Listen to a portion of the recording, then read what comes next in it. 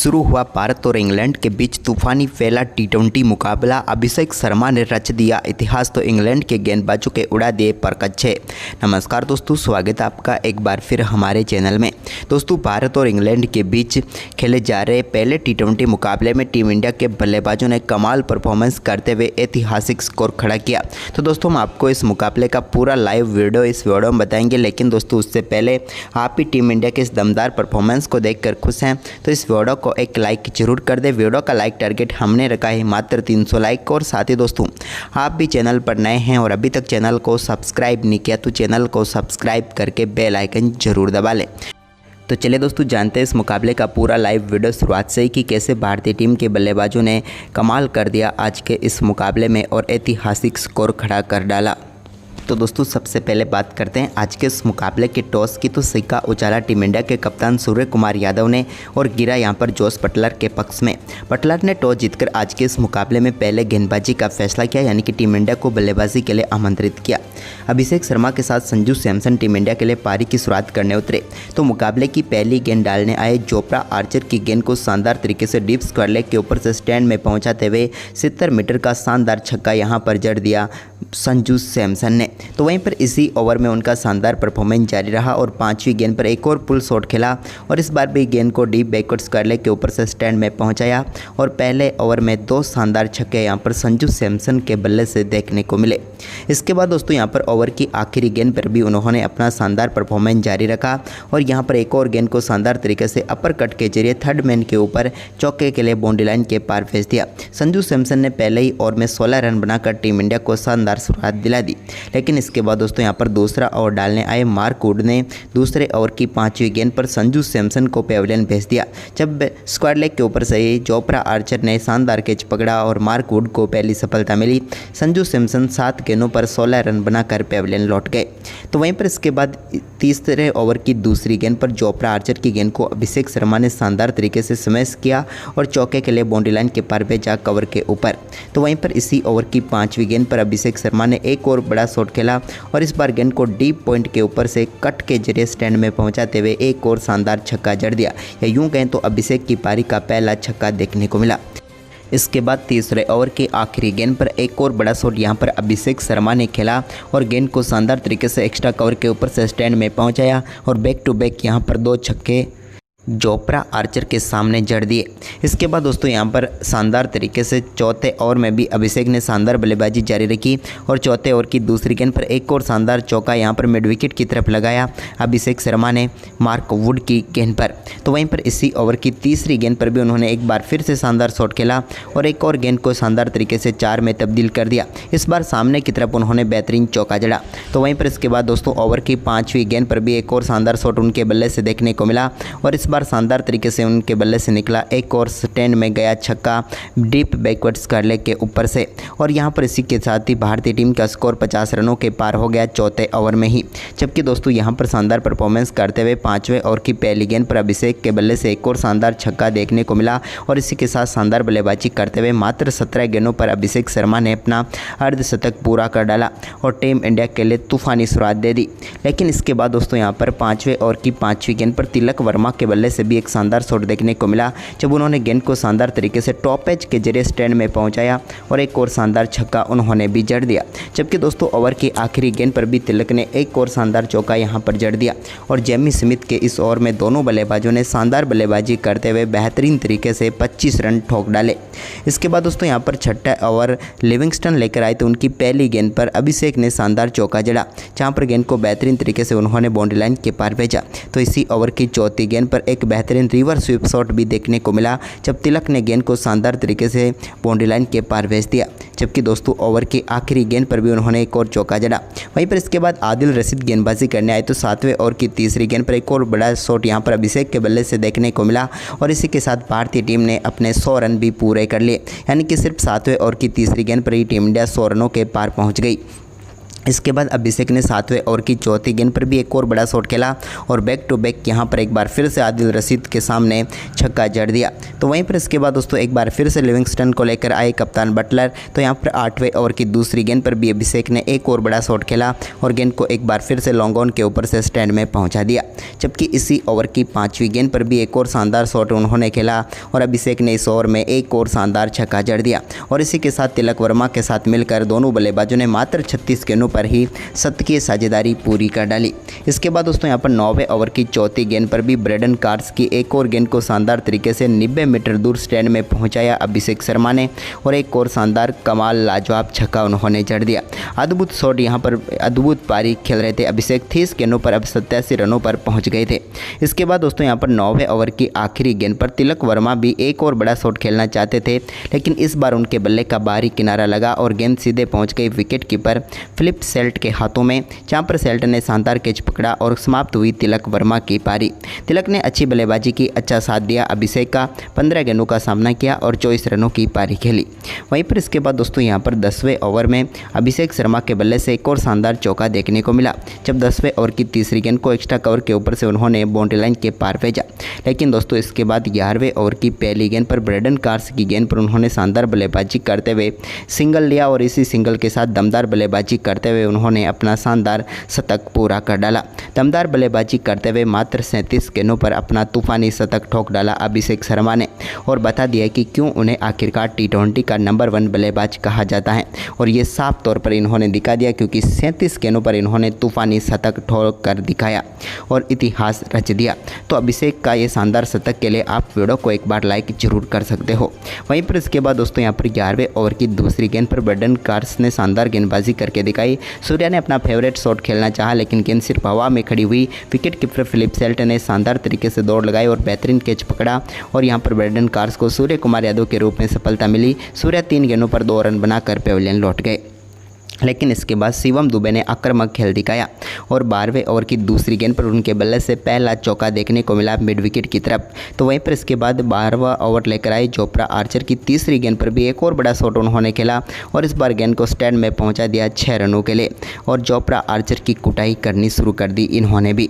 इसके बाद यहाँ पर 13वें ओवर की पहली गेंद पर जोमी ओवटन की एक और गेंद को भी लॉन्ग ऑफ के ऊपर से स्टैंड में पहुँचाने में कामयाब हुए शिवम दुबे, जहाँ पर शानदार छक्का इन्होंने जड़ दिया।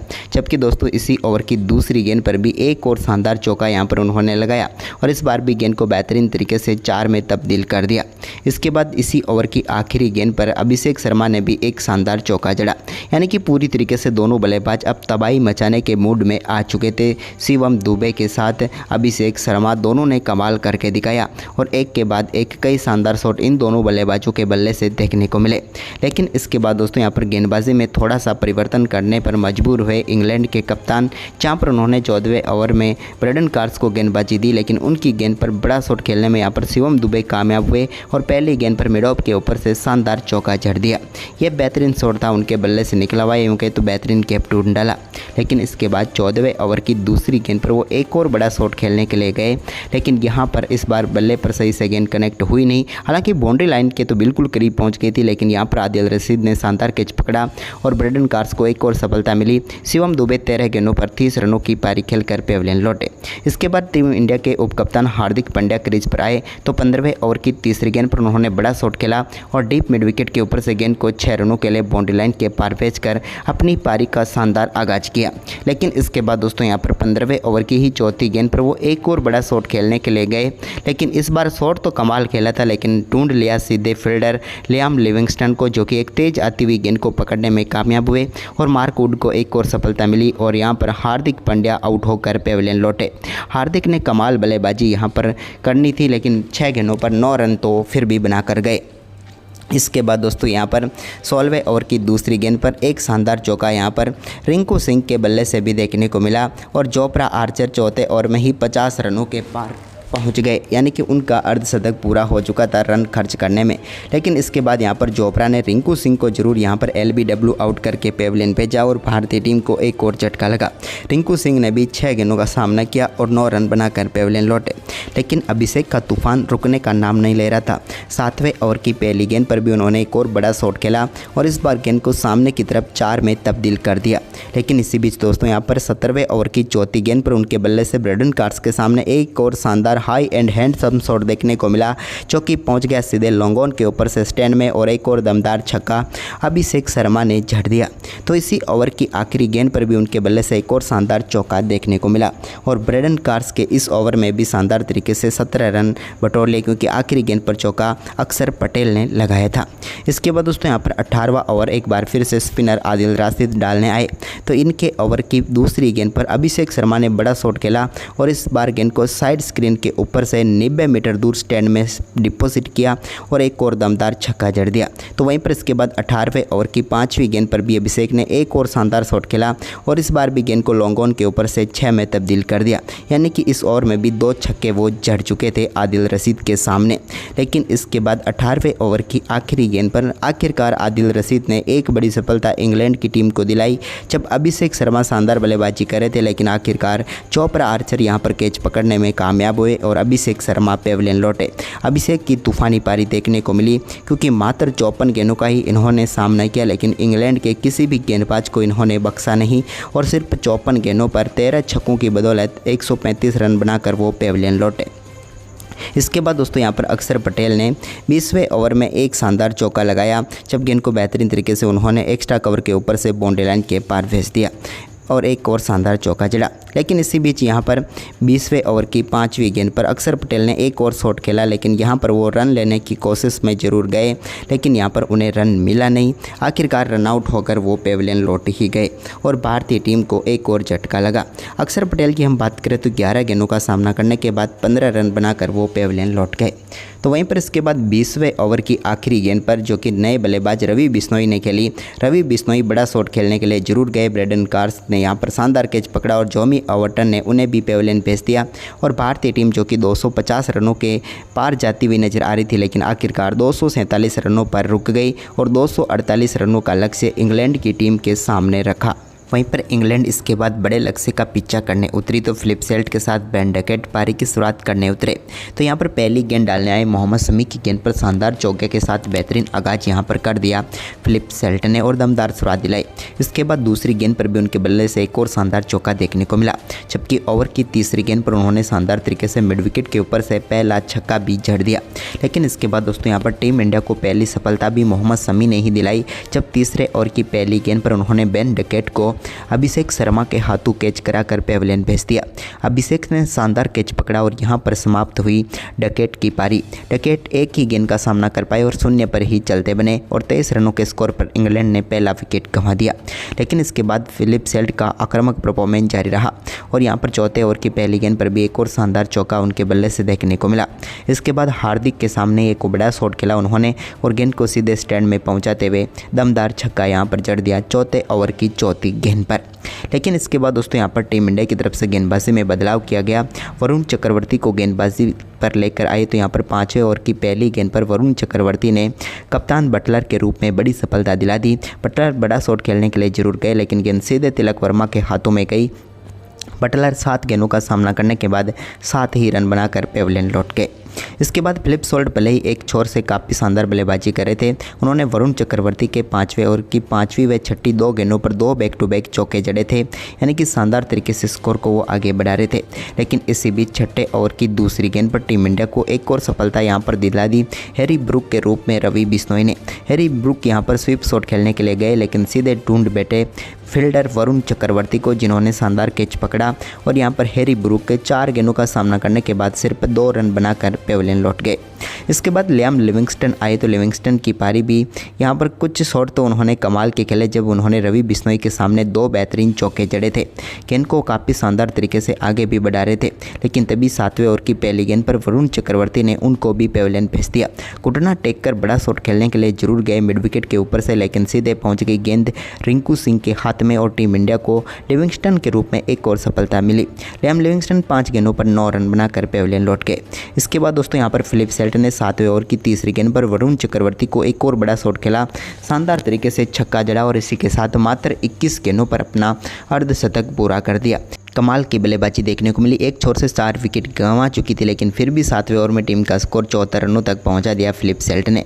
लेकिन इसके बाद दोस्तों यहाँ पर फिलिप सेल्ट का विकेट लेना जरूरी था, तो वो लिया 8वें ओवर की पहली गेंद पर शिवम दुबे ने, जब उनका बल्ले का किनारा लेकर गेंद सीधे पहुँच गई ध्रुव जुरेल के हाथ में और शिवम दुबे ने यहाँ पर फिलिप सेल्ट को पेविलियन भेज दिया।